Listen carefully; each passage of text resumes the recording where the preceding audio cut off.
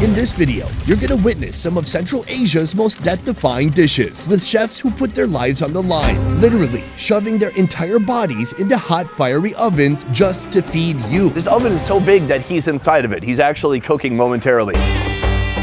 Today, I'm on a mission to reveal Uzbekistan's most satisfying street food, made by the Daredevils of dining. From heat-resistant tandoor divers, I've seen tandoors that are so hot they burn all your arm hairs off, to giant fish wranglers who catch your dinner by hand. This thing is like a snake. All the action starts right here.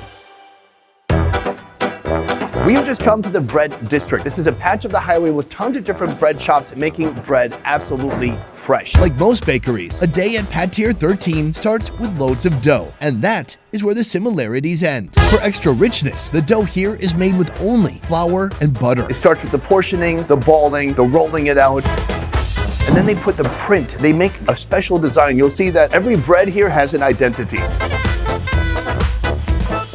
Then the dough is glazed with more butter and sent to the walk-in oven. I've seen a multitude of fiery tandoor designs around this country and the world. So big, you could fit like 6 human bodies in here. But these tandoors stand apart. It's the size of a freaking walk-in closet.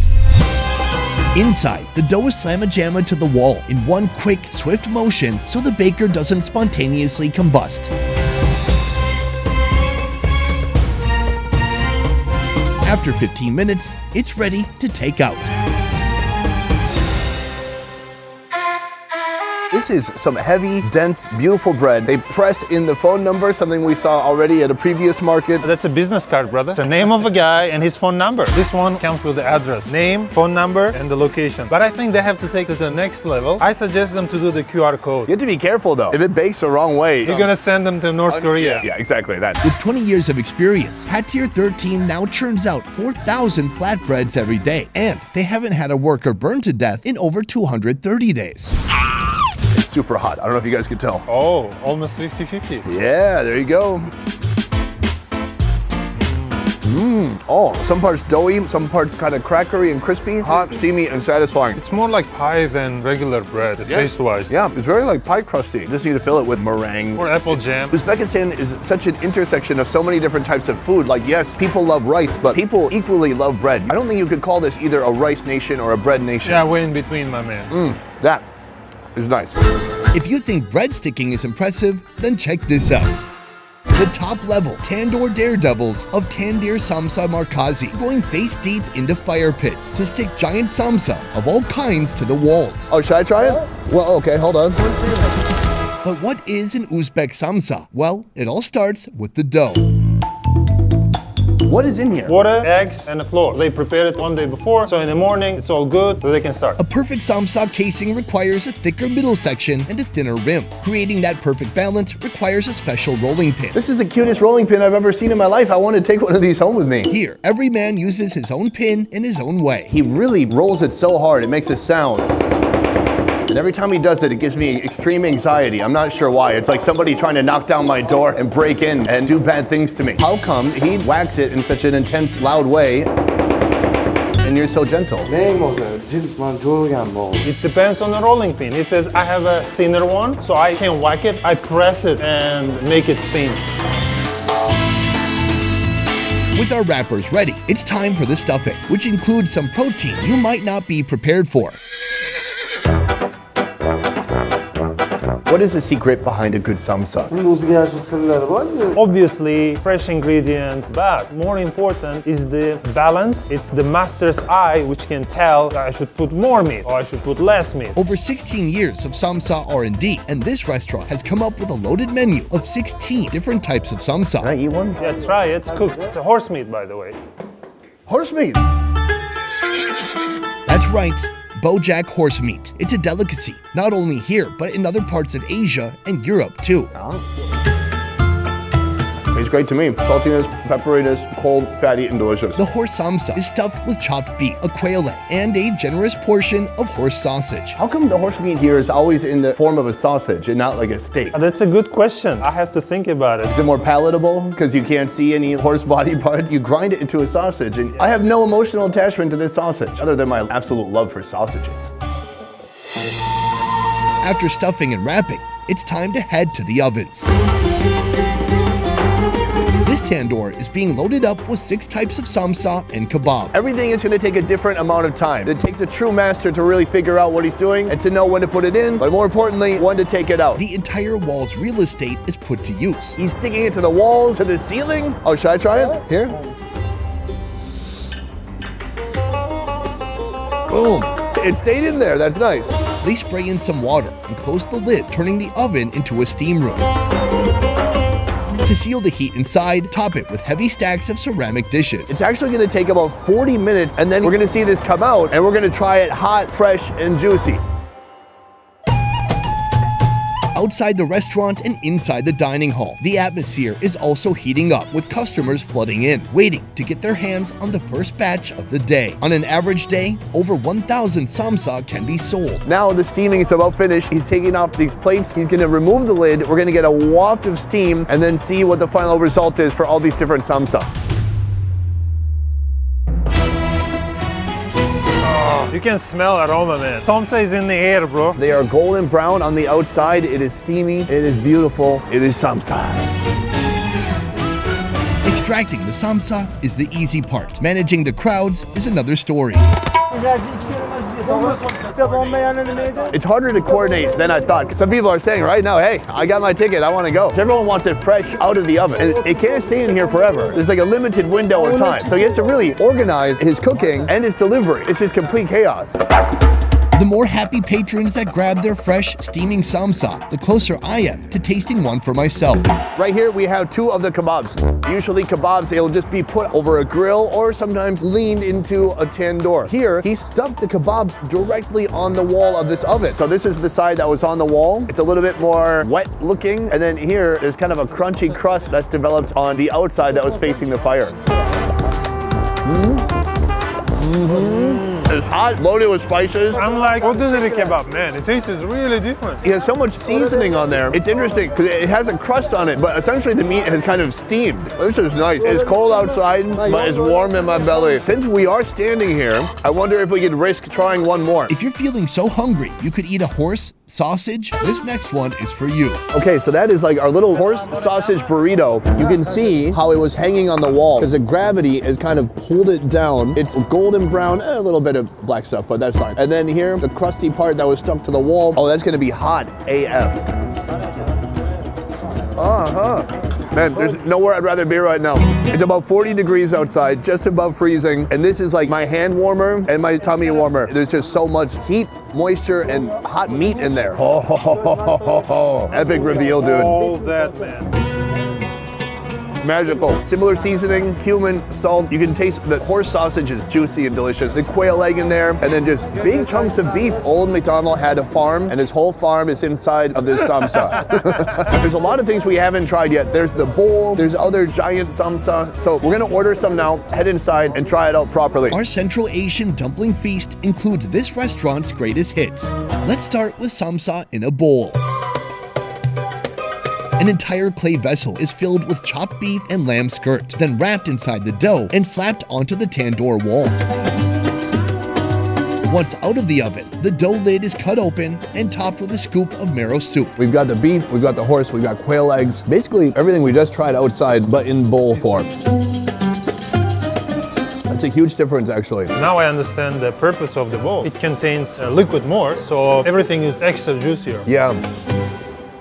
Ooh, nice, man. People might think that it is a lot of oil, but it's on contrary. It's like a very clean soup. Delicious. Very rich, but I like it. To top off the world's heaviest breakfast, the deluxe samsa. They put everything they could possibly found and maybe something more. Cow tongue, chopped beef, lamb sausage, horse sausage, lamb skirt, quail egg, pistachios, and cheese, all wrapped and baked. Oh yes, the unveiling. Look at this. They do not mess around with the meat. So much meat. Do you know how much this costs? $7. That's a good deal. Dude, it can feed the whole family. Right.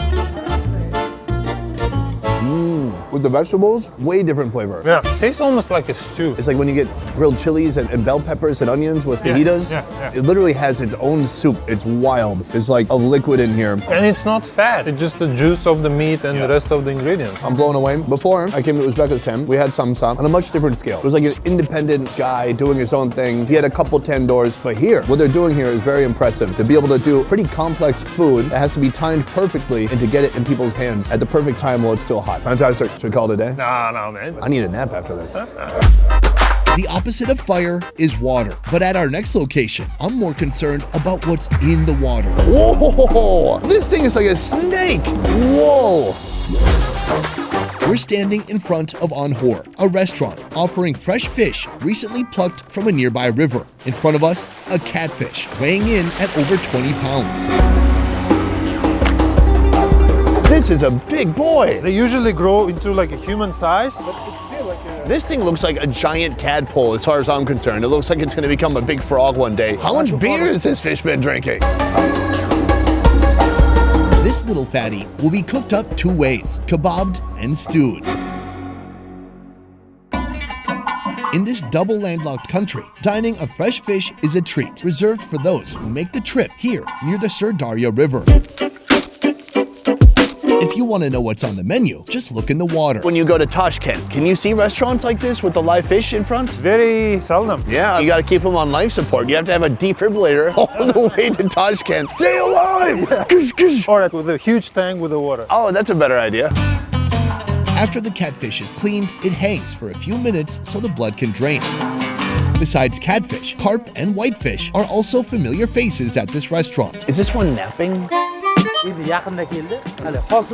was freshly caught, so he's like now decompressing, but he will adjust. Decompressing. Now he's trying to pull it, so he wants you to show that it's still alive, quite unsuccessfully. Hey, it just swam away. You're right, it was decompressing. It was like, I've had quite a day. I don't even know where I am now. I suddenly have 57 roommates. Back to our giant catfish. Half of it is portioned, then skewered and tossed on the grill. They season the fish with a blend of salt, paprika, parsley, and pepper. Oh, very beautiful.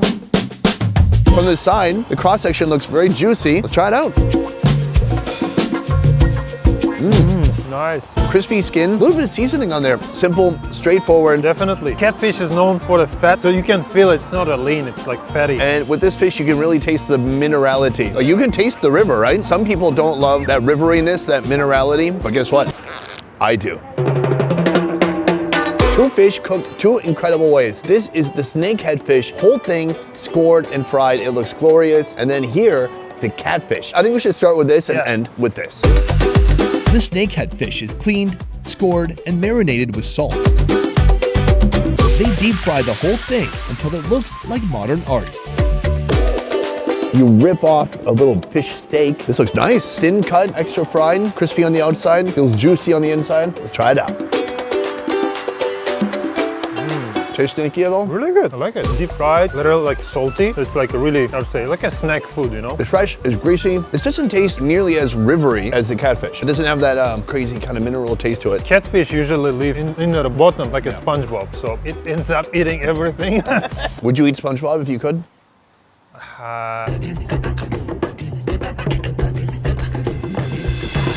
Now this is an epic treat. The catfish meat is deep fried along with the head. In a kazan, toss in butter and layer fried fish meat with herbs and veggies. Finish with the head as the cherry on top.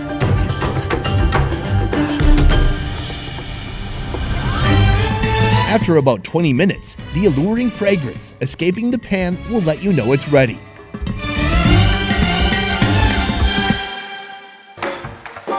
I don't even know where to start. We have the head on top, but all around it, there's a ton of big pieces of fish. I'm gonna try to pull out this meat.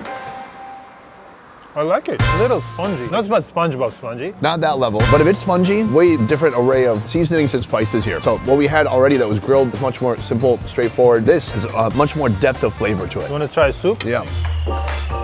Ooh, Yeah. bro. It's really good. Beautiful, delicious, super thick broth. It's starting to warm me up a little bit. Imagine putting some ramen. That would be really like a hot pot. Yeah. I'm gonna give it a little bit of a haircut. They put all the veggies on here. They've kind of scored the head as well, so it looks a bit gnarly, like it got some prison scars. I'm gonna grab just some cheek meat. Fish head is prized all over the world, and the most sacred part is the cheeks. Honestly, I couldn't tell the difference. It tastes like just other parts. Well, I would say it's more soft, not so spongy. Yeah. Seasonings have worked their way into there. All right, let's open this mouth. In here, we're gonna see a tongue. Oh, wow. Hi. It's exhaling its final breath. What note is this? Time to say goodbye. So this is like this part, the bottom jaw. It looks warm, plump, juicy, and overall just very nice. Completely different, huh? Yeah. And everything with that broth is so buttery, it's so flavorful, it's so deep. Is this the tongue? I want to say yes. Very gelatinous. Yeah, it kind of just crumbled and fell apart in my mouth. Tastes like a bone marrow. Maybe your piece did. Your piece had a bit more fat than mine. So we succeeded. We did have tongue. Yeah, so fish do speak, because why they need tongue if they don't speak? Do you know what I always think? People are like, oh, if we meet aliens, can we understand what they say? We don't even know what dolphins are saying. I don't even know what you're saying half the time. Best Ever Food Review Show is a small team of independent creators, and everything we do here works because of you guys. Click the link in our description to join our Patreon and receive exclusive benefits. A peace. What do you think is special about Namangan, and what separates it from other places in Uzbekistan? Mostly food is similar. So it doesn't really help if you're just saying like, oh, it's kind of the same as everywhere else. It's unlike any place in Uzbekistan. Very unique. The food is one of a kind. You can find anything like this. Can you bring it up like 10% more? It's fantastic being here. This is your restaurant behind us and your live aquarium here. I feel like I'm back in Asia already, and I quite literally, yeah, this is Asia actually. He calls it whitefish. This one? Yeah. Oh my God. I thought it'd be so cool if I just was like, you mean this one? And instead, my jacket is completely soaked. Dude, he made it so easy. Wait, hold on. Oh. He did it twice. How do you judge a good samsa? It should taste like a snack, but at the same time, it should have enough liquid to... Quench your thirst? Yes, sir. Wait, really? Like you're running a marathon? Give me a samsa. If you guys have seen any videos about Uzbekistan, you have seen this guy. That's because he is a freaking travel expert when it comes to this country, Uzbekistan. Gain the advantage of Big Cruise's travel expertise and guidance by using funstands.com to plan your Central Asian travel adventure. So you've seen it in the videos, now you can come see Uzbekistan in real life. Thank you, Big Cruise. Thank you very much, my man. Guys, that is it for this one. Thank you so much for watching. I'll see you next time. Peace.